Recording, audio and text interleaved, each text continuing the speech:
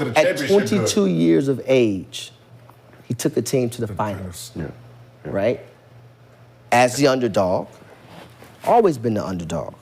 Every finals he ever played outside of 2012 and maybe 2011 was the underdog, right? For the most part.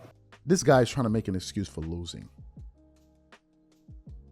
He's actually trying to normalize losing and second place prizes. These are the people that create participation trophies. That's what it is. Oh, don't feel too bad. At least you made it there. Don't feel too bad. Yeah, I know you wanted to be number one, but it's not too bad. What kind of lousy thinking is this? If you win, you'll take all the credit. If you lose, you find a way to still take credit. What is this?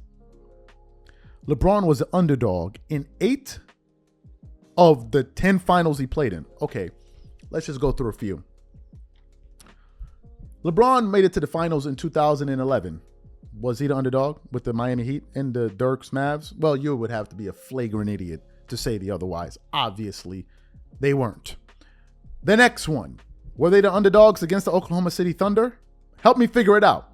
If LeBron is the best player in the world, how could he be the underdog when he's playing with another Hall of Famer, Dwayne Wade and Chris Paul, and they won that finals, right? Good. Then there was one against the Spurs. He was the underdog with an old Tim Duncan and all of that stuff, and then they'll say, well, okay, nobody can beat the Spurs. Okay, good. So now he was the underdog. He got beat because he was the underdog, not because he got beat. Good. We then move forward. The one with the Cavs when Kyrie, that series when Kyrie and Kevin Love got hurt, and he was playing in that one, I'll give you that one. The next one, I got some pertinent information for you guys here. In the 2017 NBA Finals, let me give you guys some numbers because this is their claim to fame. LeBron he lost because he had no chance. How could you expect him to win? He didn't have a chance. Come on, give him a chance. The trio of LeBron James, Kyrie Irving, and Kevin Love in that final 2017 finals averaged 79 points per game, 27.2 rebounds per game, 15.4 assists per game, 4.6 steals.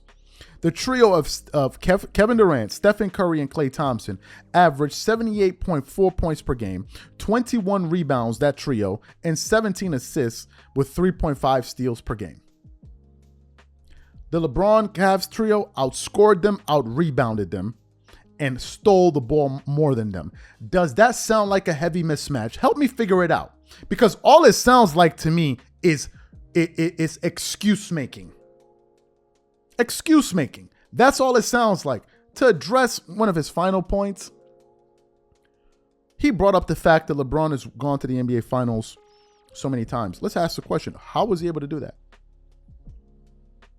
Help me figure it out. How was LeBron able to go to the NBA Finals so many times in his career in the Eastern Conference? How was he able to do that? How was he able to do that? I'll tell you. The reason LeBron was able to go to so many NBA Finals is because in round one, when he was playing in the Eastern Conference, he was facing 41 and 41 teams, 500 teams. When Kobe and those boys were going to the finals, they were facing 50-win teams to start the playoffs. When Kobe was playing in the Western Conference, you needed at least a 50-win record to even make it into the playoffs. At least. For the 2 years, that 2 years, Kobe, those back-to-back chips, do you know Kobe Bryant beat more in the span of 2 seasons? Do you know he beat more 50-win teams than all of Magic Johnson ever beat in his career? Are y'all aware of this? Who the juggernauts, LeBron and these, they were playing weak-ass teams, and then they got to the Western Conference, Eastern Conference Finals, then they would face one team. There was some years in the Eastern Conference,